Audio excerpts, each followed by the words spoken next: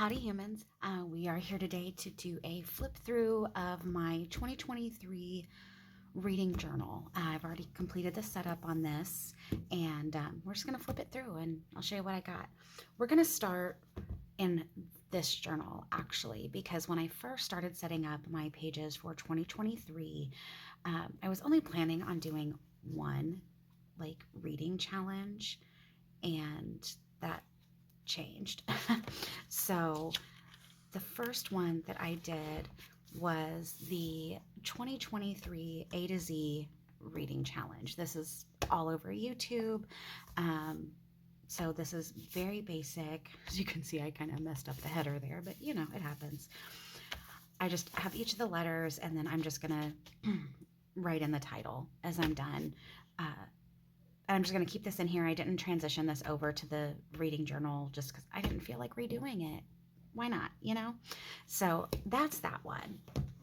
But this is my actual reading journal. This is from the Archer and Olive winter subscription box. I love this journal. I think it's beautiful. I love the colors, the flowers, the coffee, the tea. I love it. So let's just jump right in. This is the introduction. It just says Reading Journal 2023. I did this with some scrapbook paper and some washi stickers.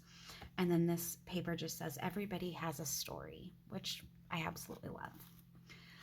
The first actual spread is my Goodreads 2023 challenge. My goal this year is to do 100 books. I kind of forgot how to count as I was doing this. So I have lots of extra boxes if I managed to do a lot of extra reading this year, which, you know, I can hope. These boxes here, I just put the months in each box, and then I'm going to write how many books I read in each month. Then my idea is to fill it out. I know a lot of people like color them in or something like that, but I'm going to take just some washi, not this one necessarily in particular, but I'm just going to take some washi and trim it down to fit the circle. So I'm hoping that by the end of the year, it is nice and colorful and pretty. Next up is my book bingo with Emma. Emma is a very good friend of mine, and we are going to be doing this challenge together this year. We decided that the first person to bingo, the other person has to buy them a $10 Starbucks gift card. And the first person to black out the board gets a $25 gift certificate from the other person. So that'll be fun. This reading tracker here, pardon my little posty here. This is just how many pages I read through the year. Each box equals 100 pages, and then I've color coded each month, and then I'm just going to color in. So at the end of the year, it'll just be a sheet of color here. These are just some stickers. These books here are from Stickerific, which I will link below. These ones here, I believe that I actually made these, but I can't remember. And the sheet that they are on does not have any branding. So I don't know. Things happen. This little post-it that's on here is so I know which color of Crayola Super Tips that I used for each month. It's a mess, but it'll work. I thought about just taking it and putting it here. I may do that yet. We'll see. This right here, this 2023 reading log, I want to keep track through the year of how many physical books I read and how many off my Kindle that I read. I have a huge backlog of books, and I really want to work on getting both of these down. I have a color for each. I don't know if I will write titles in here or not. I might. It depends. I don't generally write quite that small. So we'll see. This spread is what I read. Each of these little boxes is going to be the cover of the book as I finish it. And then these little stars are just stickers that I made. I just created this sheet here and I just, cut them apart and use them.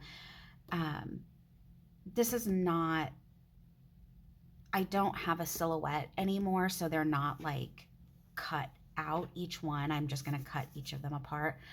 If anyone is interested in this file, let me know down below, and um, I will post it like on Patreon or something like that, just for free, of course. But these are just for my star ratings for my books. So that's what I plan. And I gave myself 2 pages, which is like 88 books. If I actually get that far and need another spread, I'll just go to the back and do it there, no problem. And then this is some washi from Archer and Olive. And I did not erase my pencil marks here. Oh, well, I'm not going to make you watch me do that. I did learn the greatest hack of all time from another YouTuber. I'm not great at lettering, as I've mentioned in my other videos. And as I practice and learn until then, this is carbon paper.